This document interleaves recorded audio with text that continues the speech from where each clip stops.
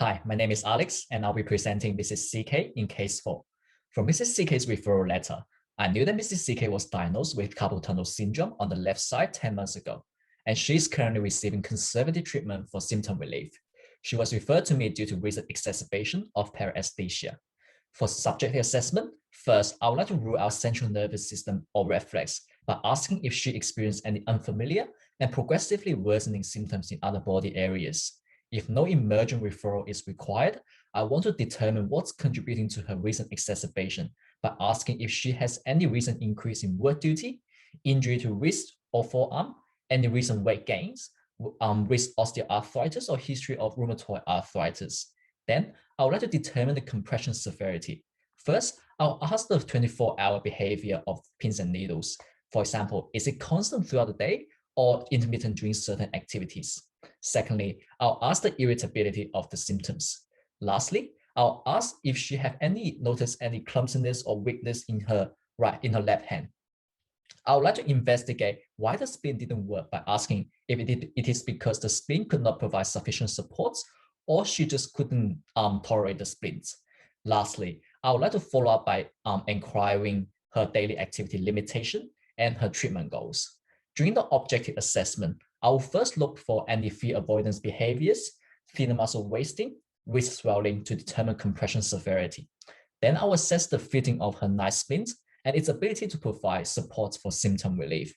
After this, I'll test the severity of the sensory deficits in her left hand by using the monofilament testing, 2-point discrimination test, and shape texture identification test. Then I'll check her wrist and lateral 3 fingers active range of motion using goniometer, and note if limitation is due to pain or paresthesia. I might not test passive range of motion if her symptoms become very irritable. For strength, I'll first test her grip and pinch strength using dynamometer and pinch gauge. Then I'll use MMT to assess the strength of specific muscles innervated by distal median nerve. For example, opponent's pollicis, abductor pollicis brevis, and flexor pollicis brevis, and second and third lumbricals. For functional assessment, I'll assess her dexterity using 9-hole peg test or mobile pickup test. I'll also assess her tolerance to household and occupational activities using Solomon hand function test. Lastly, provocation tests such as Valiant test or Tenniel test will not be conducted because of her worsening symptoms. Further investigations such as nerve conduction studies or electromyography will be conducted to test nerve function and muscle innervation to confirm the severity of carpal tunnel syndrome. Moreover, since bony pathology or acute injury may induce swelling in the wrist, which might impact on the median nerve, therefore X-ray or MRI will be indicated if any of these is suspected from the assessments. Meanwhile, Mrs. CK will be immediately referred to hand surgeon as she failed the 10-month conservative management, experienced progressively worsening motor and sensory deficits, plus she was reluctant to wear the nighttime splints. After seeking surgical opinion, Mrs. CK underwent carpal tunnel release surgery, and she continued seeing me for post-operation rehab. During the first session after surgery, I'll conduct a full baseline assessment. Then I'll provide education regarding suture site care, swelling, and scar management.